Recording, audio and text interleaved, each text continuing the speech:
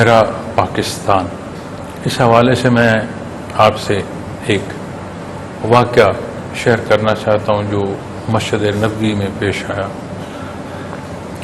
کچھ عرصہ پیشتر میں مسجد نبوی میں مجھے حاضری کا موقع ملا اور طبیعت ناساز تھی تو میں ویل چیئر پر ساتھی مجھے لے جا رہا تھا، اور روضہ تر کے ہم قریب تھے ابھی، تو دو بزرگ جو ہیں انہوں نے روکا۔ ان میں سے ایک بزرگ نے مجھ سے سوال کیا، اس نے کہا میرے پاکستان کا کیا حال ہے؟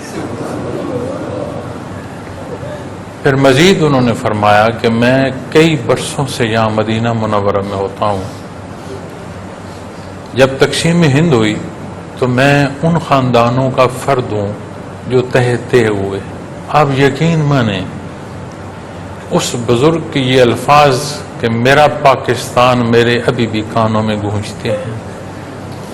14 اگست ہے، یوم آزادی کی مبارک ہو، لیکن کیا یہ گونج ہمارے اندر ہے کہ میرا پاکستان؟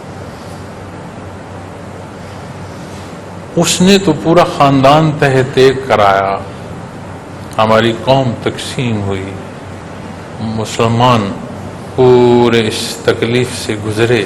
14 اگست کی یوم آزادی کے دن پر میں اپنے تمام اہل وطن بہن بھائیوں کو جہاں مبارکباد پیش کر رہا ہوں، وہاں یہ سوال بھی چھوڑے جا رہا ہوں کہ میرا پاکستان، آئیں اپنے حصے کا کردار ادا کریں، آپس میں اتحاد اور اتفاق کی وہ کاوش جو میرے اختیار میں ہے میں اسے تو اختیار کروں، اپنے نظام میں، اپنے اداروں میں جہاں جتنا میرا کردار ہے اسے تو میں ادا کروں۔